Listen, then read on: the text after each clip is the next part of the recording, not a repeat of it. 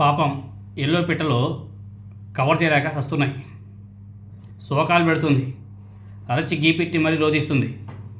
దాని బాధల్లో ఒకటే, చంద్రబాబు నాయుడు గారి హయాంలో ప్రభుత్వ ఆదాయం బాగానే ఉన్నా సాక్షి మీడియా దాన్ని తక్కువగా చేసి రాసింది అని చెప్పేసి మరుగుతుంది. జగన్మోహన్ రెడ్డి గారి ప్రభుత్వంలో ఆయన ప్రభుత్వంలో కంటే ఆదాయం ఇప్పుడు ఎక్కువ ఉంటే ఆ మాట నేరుగా చంద్రబాబు నాయుడు గారే డంక బజాయించి మరి చెప్పుకునేవాడు కదా. ఆయన ఆ పని చేయలేదు, కానీ ఆయన తరపున ఆంధ్రజ్యోతి యజమాని రాధాకృష్ణ మాత్రం తెగ బాధపడిపోతున్నాడు. ఆయన గారి పత్రికలో ఈ మధ్య సంపాదనపై శోకాలు అనేసి జగన్మోహన్ రెడ్డి గారి పత్రిక రోతరాతలు అనేసి ఒక శీర్షికతో ఒక కథనం కూడా ప్రచురించింది. ఎంత దారుణం అంటే, అయ్యో నా రాధాకృష్ణ, ఏం రోదనలయ్యా.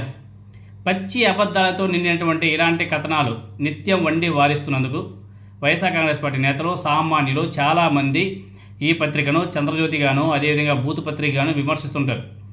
రాధాకృష్ణ కానీ ఆయన సంపాదక బృందం కానీ ఒకే ఒక ప్రశ్నకు సమాధానం చెప్తే అందరూ కూడా హ్యాపీగా ఉంటారు.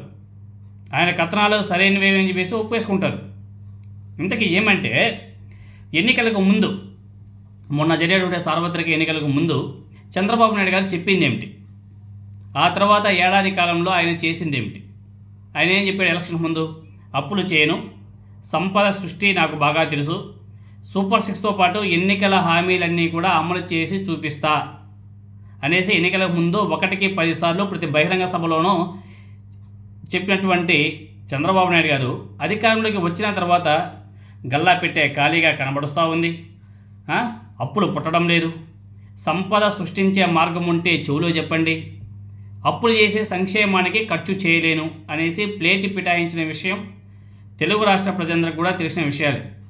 రాధాకృష్ణ భాషలో వీటిని శోకాలు అంటారా, లేదా ఆయన రాసినట్టే చంద్రబాబు నాయుడు గారి హయాంలో ఆదాయం ఎక్కువ ఉందని కాసేపు అనుకుందాం. ఓకేనా? చంద్రబాబు నాయుడు గారి హయాంలో ఆదాయం ఎక్కువగా ఉందనేసి అనుకుందాం. అలాంటప్పుడు చంద్రబాబు నాయుడు గారు ఖజానా ఖాళీగా కనబడుతుంది అనేసి ఎందుకు అంటున్నాడు? పైగా అప్పుల కోసం ఏకంగా ఖజానానే తనగా పెట్టి చరిత్ర సృష్టించడం ఎందుకు? అప్పులు పుట్టడం లేదన్న చంద్రబాబు నాయుడు గారి మాట కూడా నిజమే అయితే, ఏడాది కూడా కాకముందే 1.5 లక్షల కోట్ల రుణం చేసిన రికార్డు మాట ఏమిటి? రికార్డు అసలు జగన్మోహన్ రెడ్డి గారి హయాంలో ఆదాయం తక్కువగా ఉందనుకున్నాం. సంక్షేమ పథకాలన్నీ 5 ఏళ్ళుగా చక్కగా అమలు చేశాడు కదా, దానికి సమాధానం ఏమిటి? దాంతోపాటు సంక్షేమంతో పాటు ఓడరేవుల నిర్మాణం, మెడికల్ కాలేజీల నిర్మాణం, గ్రామ సచివాలయాలు, రైతు భరోసా కేంద్రాలు, విలేజ్ క్లినిక్లు, పాఠశాలలో నాడు నేడు, హాస్పిటల్ని నాడు నేడు కింద ఇలా బోల్డ్ ఎంత అభివృద్ధికి ప్రజల కళ్ళ ముందే నిలిపాడు కదా. అదేవిధంగా ఉద్దానం, కిడ్నీ, అక్కడ వాటర్ సోర్స్ కానీ, అక్కడ రీఛార్జ్ సెంటర్ కానీ కళ్ళ ముందే కనిపిస్తున్నాయి కదా. అయినా సరే జగన్ ఆనాడు ఎప్పుడు కూడా బీద అరుపులు ఏడవలేదు, బీద అరుపులో అరవలేదే.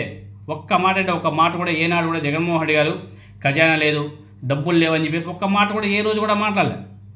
ఒక పక్క చంద్రబాబు నాయుడు గారు ఏమో ఖజానా ఖాళీ అంటాడు, ఇంకొక పక్క రాధాకృష్ణ ఆదాయం బేస్ అంటాడు. ఏది నిజం? ఈ ప్రశ్నకు సమాధానం కాగ్ లెక్కలో ఒకసారి వెతికితే జగన్మోహన్ రెడ్డి గారి పాలన చివరి ఏడాది రాష్ట్ర రెవెన్యూ రాబడిలో మొత్తం సుమారు 1.74 లక్షల కోట్లు. ఆ తర్వాత చంద్రబాబు నాయుడు గారి పాలనలో తొలి ఏడాది అంటే 2024-2025 సంవత్సరానికి 1.68 లక్షల కోట్లు. అయితే మన ఆంధ్రజ్యోతి 2014-2015కు సంబంధించిన రెవెన్యూ లోటు మొత్తాన్ని కేంద్రం 2023-2024లో ఇవ్వడం వల్ల జగన్మోహన్ రెడ్డి గారి హయాంలోనే ఆదాయం ఎక్కువగా కనిపిస్తుందని చెప్పేసి కూడా వక్రీకరించి రాశాడు. సరే పోనీ, ఇది కూడా నిజమే అనుకుందాం.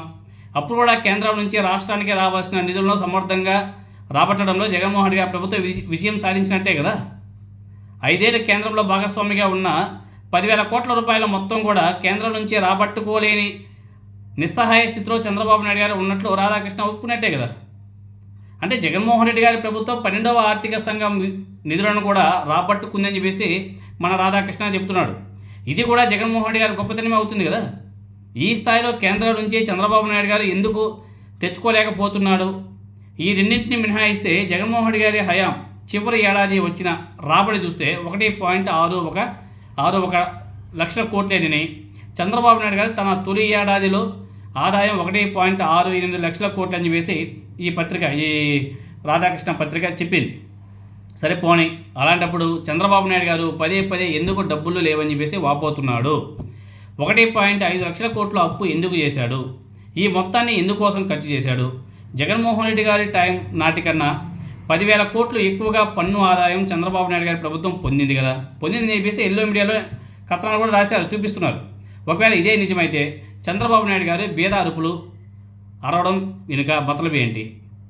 జీఎస్టీ వసూళ్లు 2,850 కోట్లు, ఎక్సైజ్ ఆదాయం 3,900 కోట్లు, కేంద్ర పన్నుల వాటా కింద అప్రాక్సిమేట్గా 5,000 కోట్ల మేర ఎక్కువ వచ్చిందని చెప్పేసి ఈ పత్రికలే రాశాయి. ఇంత భారీ ఎత్తున ఆదాయం వచ్చినా ఎందుకు ఒక స్కీమ్ కూడా అమలు చేయడం లేదు? జగన్మోహన్ రెడ్డి గారి ప్రభుత్వం చివరి సంవత్సరంలో స్టాంప్స్ అండ్ రిజిస్ట్రేషన్ శాఖ ద్వారా 9,542 కోట్లు వచ్చినట్టు కాగ్ లెక్కలు చెబుతున్నాయి.